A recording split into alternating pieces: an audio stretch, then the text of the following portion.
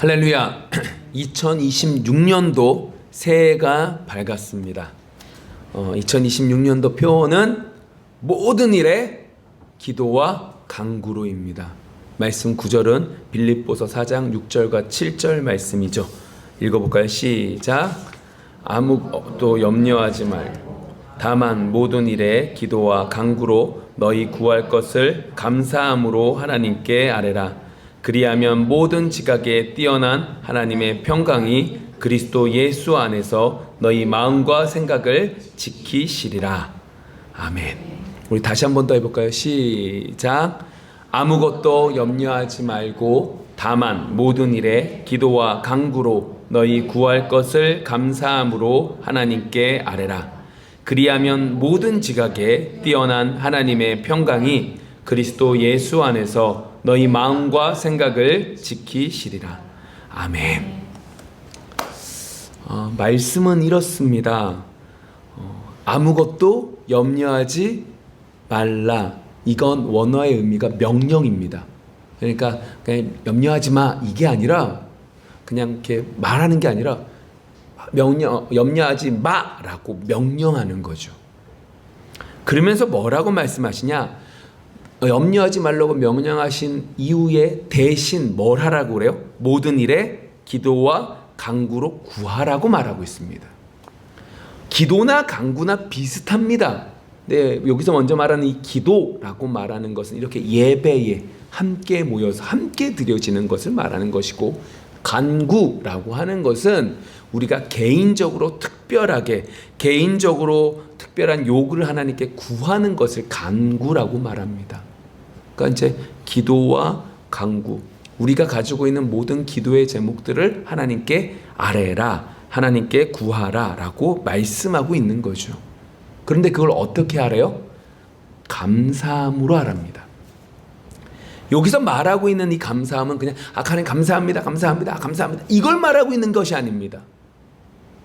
될 줄 믿습니다, 감사합니다 이거 아닙니다. 여기서 말하고 있는 이 감사함이라고 말하는 것은 이 문제, 내가 기도하고 있는 이 기도에 대한 이 주체, 이거에 대한 문제를 말하고 있는 것이 아니라, 감사하는 것은 신뢰하는 것이고 감사하는 것을 믿는 건데, 뭘 신뢰하고 뭘 믿는 걸까요? 당연히 하나님을 믿기에 뭐 하는 거예요? 감사하는 겁니다. 그렇게 기도하라는 겁니다. 자, 이 얘기입니다. 어떠한 사건이 있습니다. 염려가 되지요. 왜 안 됩니까? 근데 뭐 하지 말래요? 염려를 하지 말래요. 대신 뭐 하래요? 기도로 하나님께 아뢰래요. 아뢰는데 어떻게 하래요? 그 받으시는 하나님이 어떤 분이신 줄 알고 신뢰하기 때문에 믿으면서 뭐 하라는 거예요? 기도하라는 겁니다. 그러니까 이걸 다른 말로 말하면 이 얘기죠. 하나님께 맡기라는 겁니다. 내가 어떤 사건 때문에 염려가 되는데 그 염려를 버리고 염려하지 말고 대신 기도함으로 하나님께 뭐 하라는 거예요? 하나님께 맡기라는 의미 속에서 이 말이 주어지고 있는 거죠. 하나님께 모든 것들을 맡기면 7절에 뭐라고 해요? 모든 지각, 인간의 생각보다 뛰어넘는 그 하나님의 평강을 너희에게 주신다라고 말씀하고 있는 본문이 오늘 말씀이죠.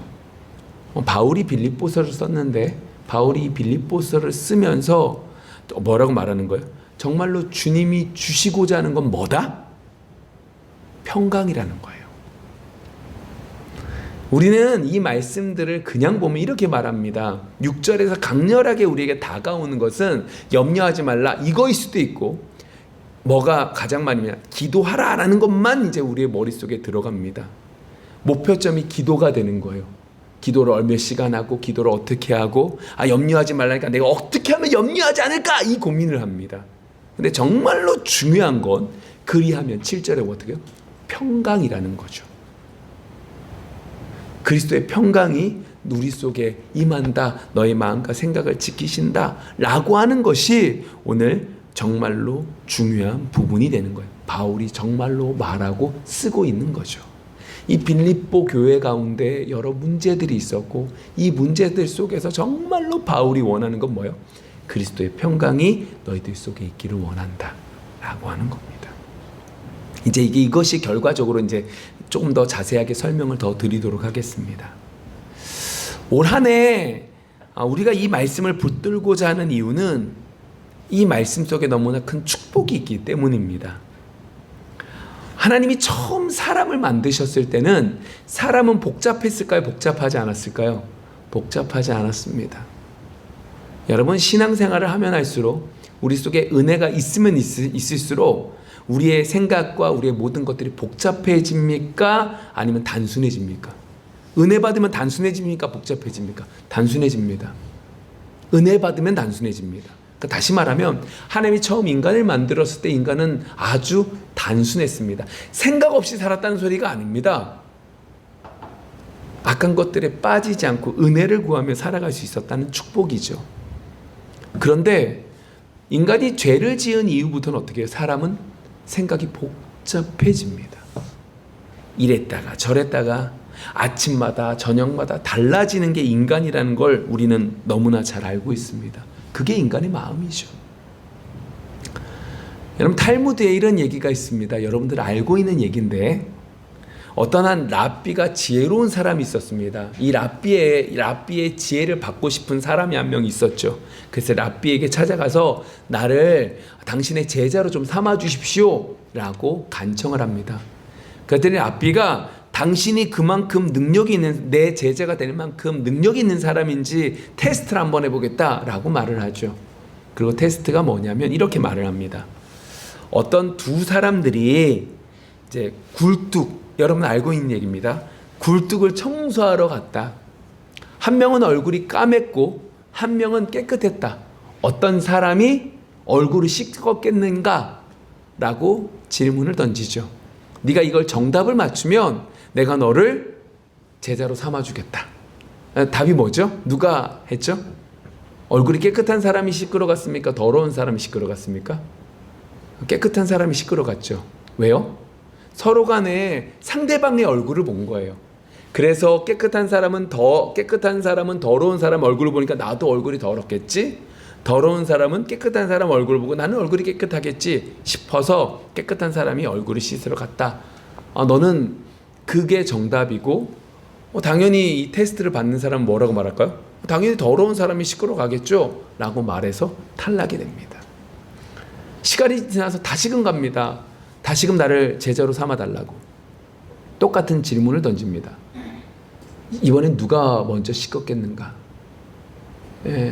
당연히 그 사람은 뭐라고 했을까요? 깨끗한 사람이 상대방의 얼굴을 보고 시끄러 갔겠죠? 라고 대답을 합니다. 그랬더니 랍비가 뭐라고 그랬을까요? 아니다. 더러운 사람이 먼저 시끄러 갔을 것이다. 왜냐하면 얼굴이 더러운 사람은 열심히 일한 사람이고 얼굴이 깨끗한 사람은 열심히 일하지 않은 사람이기 때문에 깨끗이 일한 사람이 먼저 시끄러 가는 것은 당연한 거다. 그렇기 때문에 난 너를 제자로 삼을 수 없다. 탈무드에 있는 내용이에요. 여러분 알고 있는 내용이죠. 되게 심오한 것 같죠? 근데 솔직히 이게 심오한 거예요? 뭐 한 거죠? 얼마나 이 랍비가 이 사람이 제자로 받기 싫었으면 이렇게 말도 안 되는 자기 멋대로 정답이 있을 수 없는, 정답을 절대로 맞출 수 없는 질문을 던졌을까? 그것밖에 없는 것 같아요. 제가 왜 이 얘기를 해요? 사람의 마음이 그렇다는 거예요. 내 마음에 드는 건 안 좋은 것도 좋은 거고요.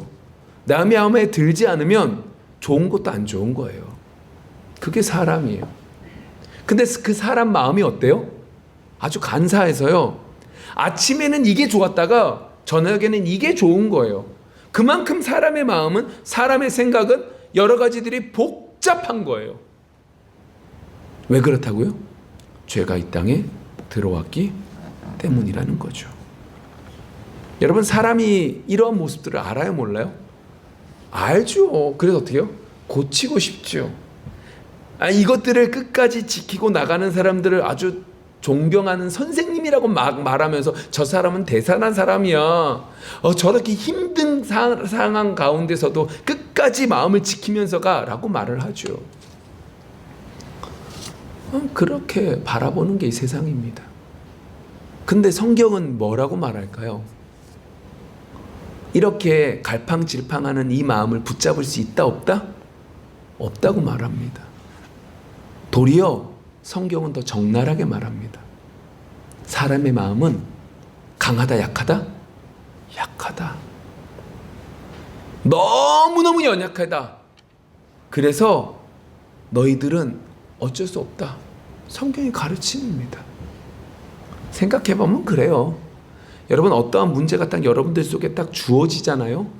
여러분들이 할 수 있는 그 범위를 넘는 어떤 문제가 딱 여러분들에게 주어지면 여러분들의 삶 전부는 뭐에 매여요? 이 문제에 매이는 것이 정상입니다. 감당할 수 없습니다. 그래서 하나님께서 오늘 뭐라고 말씀하시는 거예요? 이렇게 말씀하시는 거예요. 염려가 생기면 그 염려를 주님께 뭐 해라? 아뢰면서 주님께 말씀드리면서 주님께 맡겨라. 우리가 좀 전에 살펴봤던 그 말씀을 그래서 하시는 거예요. 왜요? 우리는 연약하거든요. 우리는 선한 게 나올 수 없는 존재이거든요. 우리의 마음은 복잡한 존재이거든요.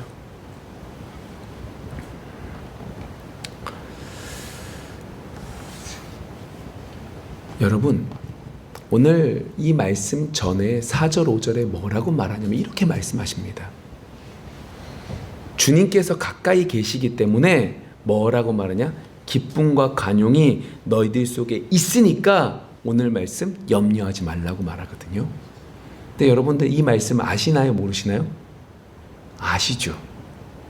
모르세요? 아시잖아요. 근데 이 말씀을 여러분들의 모든 삶 속에서 이 말씀들을 마음에 새기며 살아가십니까? 그렇지 못합니다. 어려운 일 당하면 어떻게 해요? 염려하지 말라고 분명히 명령했잖아요. 하나님께 맡기면서 아뢰라고 말했잖아요. 그것이 하나님 주신 평안함까지 이어진다고 말하는 거 알고 있잖아요. 근데 돼요, 안 돼요? 안 되죠. 그럼 여러분 천만 개 더 나가볼까요? 왜 안 됩니까? 아니, 염려하지 말라는 말씀 너무나 잘 알고 있잖아요. 근데 왜 안 되죠? 여기서 우리는 이 부분을 보셔야 됩니다. 그 문제를 어떻게 보지 못하기 때문이죠? 객관적으로 보지 못하기 때문에 그렇습니다. 예를 들어 제가 사업을 한다고 해봅시다. 근데 제가 만드는 물건이 이거예요. 근데 이 물건 자체가 좀 안 좋아요. 근데 제 생각에는 이 물건 자체가 잘못됐다기보다는 뭐를 문제로 삼냐면 이것보단 내가 돈을 조금 더 투자해서 광고를 내던가 내가 좀 더 투자해서 로비를 하는 게 조금 더 이 로비력이 좀 부족해서 돈을 좀 덜 써서 내가 이 물건이 안 팔리는 것이라고 오해한다고 생각을 해보십시오. 그럼 저는 어떻게 될까요? 나중에 돈은 돈대로 쓰고 물건은 물건대로 팔리지 않을 거예요. 도리어 물건이 팔렸더라도 다시금 돌아와서 저에게 더 큰 손해가 될 겁니다. 왜 그런 거죠? 제가 제 물건에 대해서 뭐 하지 못한 거예요? 객관적으로 보지 못하고 제 주관적으로 그 모든 것들을 판단했기 때문에 그런 거예요. 그럼 여러분 여쭤볼게요. 어떠한 문제를 객관적으로 바라보려면 어떻게 해야지 객관적으로 바라볼 수 있습니까? 오늘 말씀 속에서 말하잖아요. 뭐 하면요? 기도하면 객관적으로 문제를 어떻게 볼 수 있대요? 객관적으로 볼 수 있대요. 그럼 여러분 한 번 더 넣어볼게요. 여러분 문제를 놓고 기도 안 하십니까? 기도하잖아요. 근데 뭐가 문제가 있는 거죠, 그러면? 여기서 우리는 다시 한 번 더 우리의 모습을 보셔야 됩니다. 객관적으로 하나님, 이 문제를 객관적으로 보기를 원해요. 제가 주관적으로 보니까 이게 나만 당하는 일 같아서 너무너무 괴로운데 정말로 객관적으로 보기를 원해요. 간절히 기도했어요. 근데 기도한 이후에 보셔야 됩니다. 기도한 이후에 여전히 그 문제로 가득 차 있다면 그건 기도를 한 것이 아닌 거죠. 내가 기도를 했어요. 하나님 앞에 은혜를 구했어요. 그랬더니 내가 당하고 있는 이 문제가 어떻게 보이기 시작해요? 객관적으로 보이기 시작한다면 우리는 뭐 하고 있는 거예요? 기도한 거죠. 여러분, 마귀는 언제나 우리에게 이렇게 공격을 합니다. 어떠한 문제가 생깁니다. 이 문제는 마귀는 우리에게 이렇게 속삭이죠. 이 문제는 너만 당하는 게 아니야. 모든 그리스도인들이 당해. 근데 잘 봐라. 모든 그리스도인들은 이 문제를 하나님께 아뢰고 하나님께 맡기기보단 다른 사람들과 세상 사람들과 똑같이 문제를 해결하려고 한다. 그러니까 너도 그렇게 해결해도 돼. 제가 이제 마귀가 말한 것처럼 얘기해서 그렇지. 여러분 이렇게 보시면 됩니다. 와, 저 사람 저 권사님 저렇게 돈 진짜 많이 벌었네. 야, 어떻게 저렇게 악한 짓을 했는데도 저렇게 돈을 많이 번데? 와, 그래 나도 저렇게 해서 돈 벌면 되지 뭐. 어차피 뭐 저 돈 벌어가지고 좋은데 하나님께 헌금 많이 드리면 되지. 이 마음을 먹게 한다고요. 마귀가 하는 짓입니다. 여러분 기억하십시오. 우리 속에 염려가 들어오는 것은 그 문제를 객관적으로 보지 못하기 때문이고, 객관적으로 보지 못하는 것을 우리가 어떻게 파악할 수 있냐? 그 문제를 놓고 기도할 때 여전히 그 염려 속에 있다면 우리는 기도하지 않는 것이고, 그 염려에서 벗어나고 자유함이 주어진다면 우리는 제대로 된 기도를 하고 있다는 거예요. 자, 볼게요. 이렇게 되면서 이렇게 하나님 앞에 있는 그대로 하나님께 기도하며 나아가면 어떻게 되느냐? 아뢰면 어떻게 되느냐? 7절 이렇게 쓰여져 있습니다. 다시 한번 읽어볼까요? 그리하면 모든 지각에 뛰어난 하나님의 평강이 그리스도 예수 안에서 너희 마음과 생각을 지키시리라. 먼저 모든 지각이라고 말을 합니다. 이 모든 지각은요, 이거예요. 인간 이상의 지혜와 인간 이상의 무엇인가를 말하는 거예요. 근데 뭐라고 그래요? 모든 지각. 다시 말하면 모든 생각들보다 위에 계신 하나님. 그렇죠? 그 하나님이 뭐 하신다는 거예요? 그 모든 것들을 주관하고 계신다는 소리예요. 다시 말하면 이 얘기예요. 여러분, 우리는 이렇게 생각합니다. 아, 이렇게 열심히 기도했으니까, 열심히 이렇게 교회에 나와서 첫날 첫 시간을 드렸으니까 올 한 해는 다 모든 일들이 잘 되겠지. 아닙니다. 앞으로 무슨 일들이 어떻게 일어날지 우리는 알지 못합니다.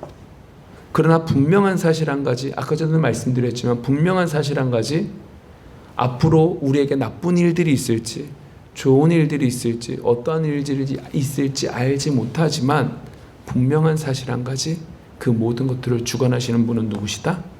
하나님이시다.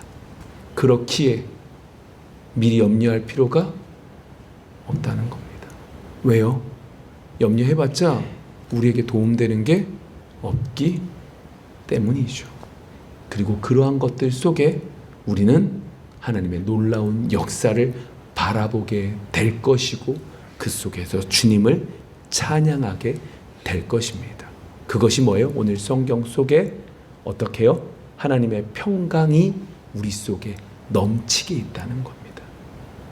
여기서 말하고 있는 하나님의 평강은 단순하게 나 평안해 이게 아닙니다. 그리스도의 형상을 닮아간다는 소리죠. 흔히 알고 있는 작은 예수로 만들어져 간다는 겁니다. 우리 시작을 잘 볼까요? 어떻게 시작했어요? 어떤 문제 때문에 염려가 됩니다. 그 염려 때문에 죽을 것 같습니다. 기도하라고 해서 기도하는데 여전히 기도가 안 되고 여전히 괴롭기만 합니다. 기도를 안 한 거죠. 나는 기도했지만 기도 안 한 겁니다. 그러나 내 마음속에 평안함이 주어지기 시작합니다. 그렇게 기도하고 하나님께 맡기면 우리의 생각을 뛰어넘는 하나님께서 나의 염려가 아무 의미가 없네 라는 걸 깨닫게 해주셔서 어떻게 해요? 우리가 이 문제와 떨어져 아무 생각 없이 사는 게 아니라 이 문제 속에서 주관하시는 하나님을 보기에 우리가 뭐가 되는 거예요? 작은 예수 그리스도의 형상을 닮아가는 자로 되어져 간다는 거죠. 말씀을 좀 정리해 볼게요. 올해 우리의 표어는 이거예요. 모든 일에 기도와 간구로입니다. 기도에 대한 내용이 분명해요. 기도하자는 내용이에요. 그런데 이 기도하자는 그것 자체가 모든 것들이 되어서는 안 된다는 소리를 하고 있는 거예요. 우리가 하나님 앞에 너무나 연약한 존재이기에 하나님의 말씀대로 나아가기 위하여, 염려하지 않기 위하여, 주님께 맡기기 위하여 기도하는 것이라는 거죠. 기도의 목적은 하나님께 맡기는 겁니다. 그리고 그 맡김을 통하여 우리는 어디까지 나가는 거요? 그리스도의 형상을 닮아가는 하나님의 평강까지 주어지게 된다는 거죠. 그것을 올 한 해 맛보기를 원합니다. 염려가 앞에 왔어요? 하나님께 기도합시다. 기도해서 하나님께 맡깁시다. 맡겨서 그리스도의 형상으로 나아갑시다. 올 한 해 하나님이 우리에게 어떠한 평강함을, 어떠한 하나님의 형상을 닮아가는 모습으로 만들어 가실지 기대하며 한 걸음 한 걸음 나아가기를 소망합니다.